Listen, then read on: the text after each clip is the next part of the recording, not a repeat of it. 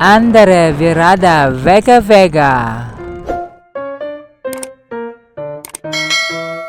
Hello mga kabega. Welcome back to my channel. For today's video mga kabega, may client naman tayong magpapariban mga kabega. At ito na ako mga kabega, inintay ko siya kasi sabi niya sunduin daw niya ako dito mga kabega. At andito na ako sa kanila mga kabega. Ito pala kanyang buhok mga kabega, ang wavy at ang kapal mga kabega. Hindi ko pa nalagyan ng medicine mga kabega. At ngayon maglalagyan ako ng unang medicine mga kabega. At ngayon mga kabega, binababay ko siya ng 1 oras at 30 minutes mga kabega. At pagkatapos binabanlawan ko ang kanyang buhok mga kabega. Ayan mga kabega.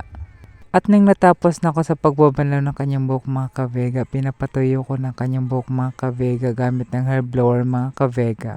At nang natapos na ako sa pagpapatuyo ng kanyang buhok mga kabega, nagpo-proceed naman ako sa pagpaplansya ng kanyang buhok mga kabega. Ayun mga kabega. At nang natapos na ako sa pagpaplansya ng kanyang buhok mga kabega, lalagyan ko naman siya ng pangalawang medisina sa ribbon mga kabega. Ito mga kabega.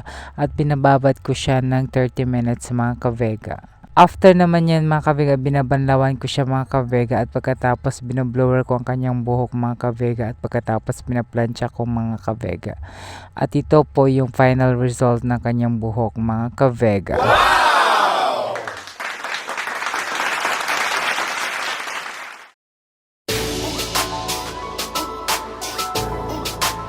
Mission success mga kabega. Feels good and feels refreshing. Hanggang dito na lang. Bye-bye!